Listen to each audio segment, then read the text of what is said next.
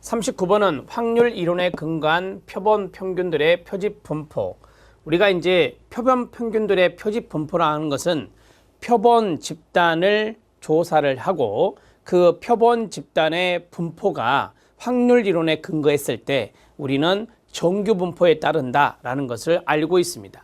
정규 분포와 연관성이 있는 문제라고 보시면 되겠습니다. 자, 여기에 관한 설명으로 옳지 않은 것은 입니다.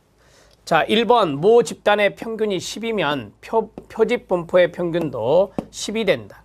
우리가 표본 집단을 조사하는 이유, 즉 표본 조사를 하는 이유는 모 집단을 추정하기 위한 것이 있습니다. 따라서 모 집단의 평균이 10이라면 표집 분포의 평균도 10이 됩니다. 이것은 표본 조사의 목적이기도 하고 그 취지에 맞게 모 집단의 평균과 표집 분포의 평균은 같다라고 말할 수 있습니다. 같다라고 정리하시면 됩니다. 모 집단의 평균과 그 다음에 표집 분포의 평균은 확률 이론에 근거해 보면 두 가지가 동일하다, 이렇게 우리가 가정을 합니다. 맞고요.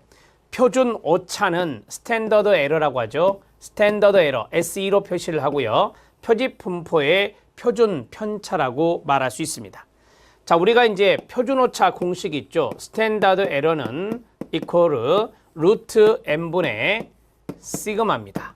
우리가 이제 여기 시그마를 표준 편차라고 하죠.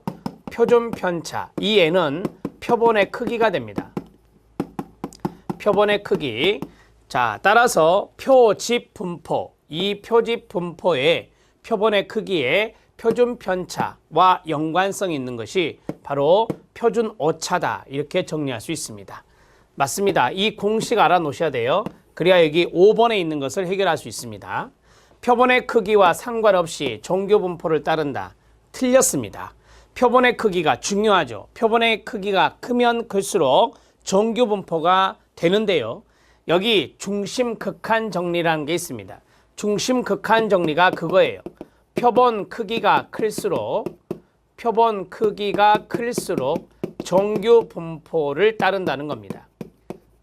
표본 크기가 클수록 정규 분포를 따른다.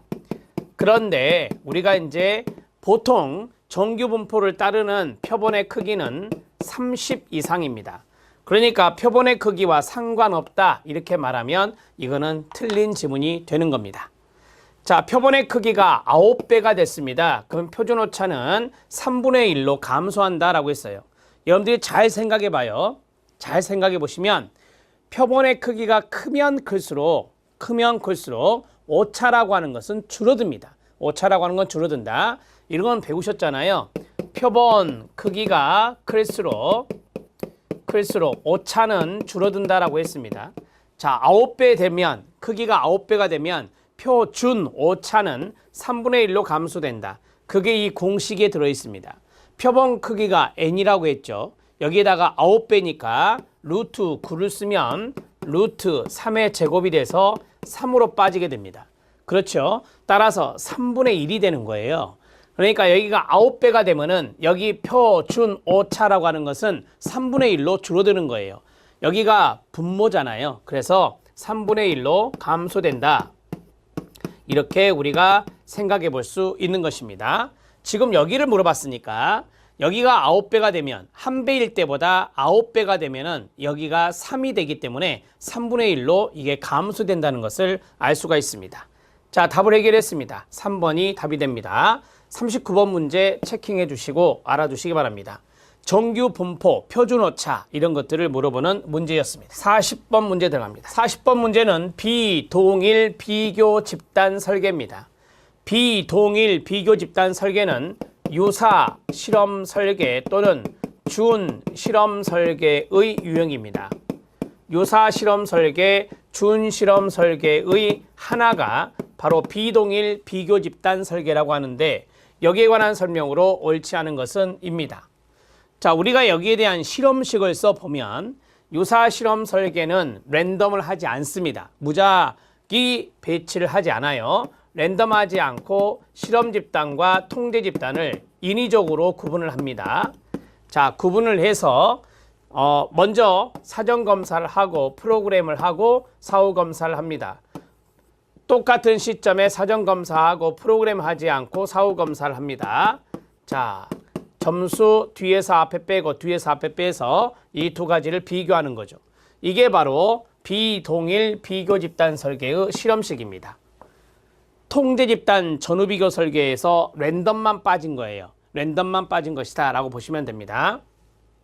이런 거 상담 연구할 수 있습니다. 상담 연구에 응용할 수 있는 거고요. 시계열 설계와 달리 실험 집단과 비교 집단 구성되어 있죠. 통제 집단의 동의어가 비교 집단이라 했습니다. 맞습니다. 실험 집단과 비교 집단의 구분으로 모방 효과를 통제할 수 있다라고 했습니다. 자, 우리가 이제 실험 집단, 비교 집단 쉽게 말하면 이게 모방 효과가 확산 효과라고 하거든요. 모방 효과를 확산 효과라고 합니다.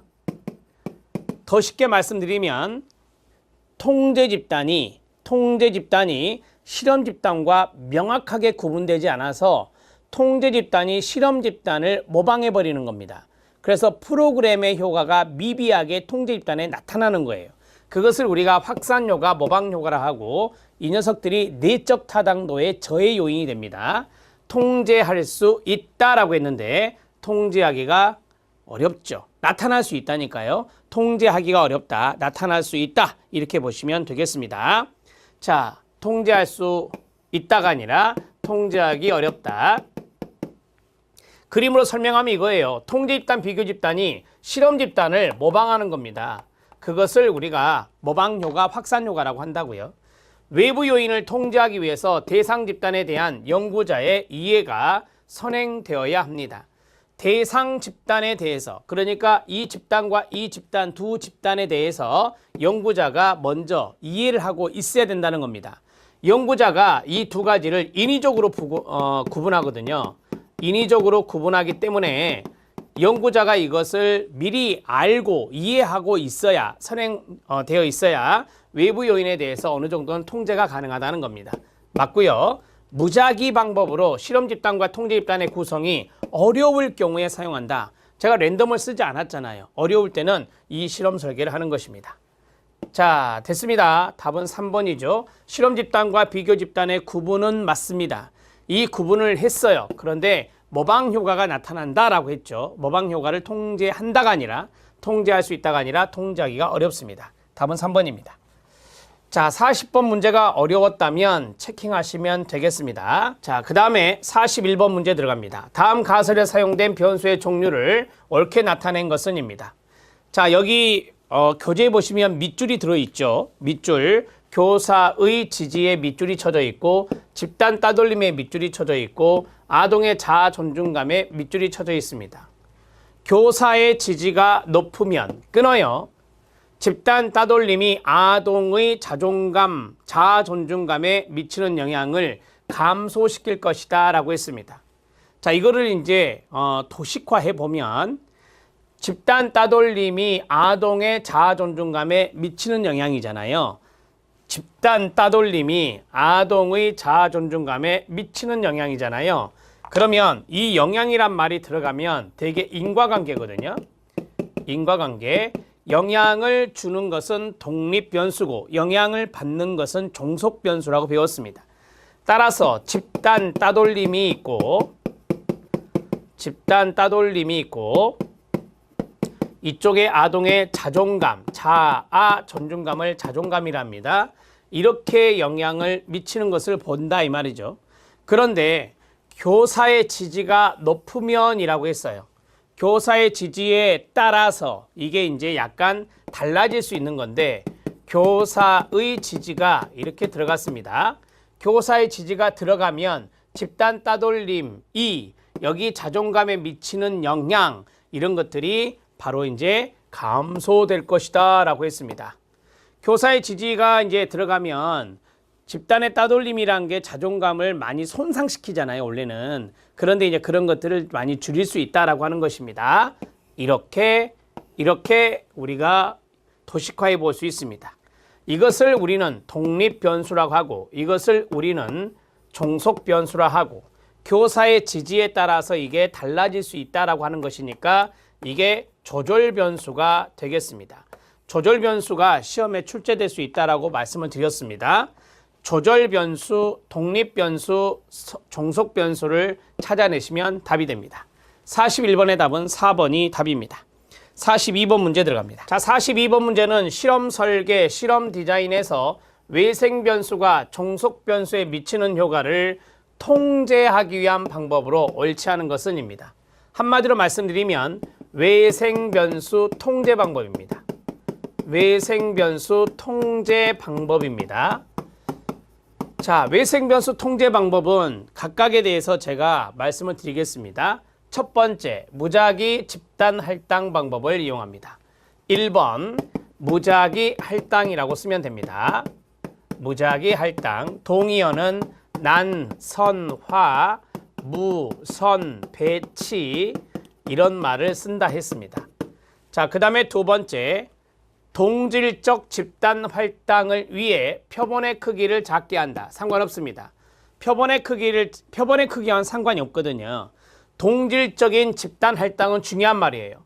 동질적인 집단 할당을 위해서 무작위 집단 할당을 쓰는 거니까 두 번째, 동질적 집단 할당 방법을 씁니다. 동질적 집단 할당을 쓰고요. 표본의 크기는 상관없으니까 2번이 틀렸고, 사전에 집단 특성을 파악하여 이질적 구성 요소를 최소화한다라고 했습니다. 3번, 동질적 집단 할당을 다른 말로 하면 이질적 구성 요소를 최소화하라는 것으로 이해할 수 있습니다.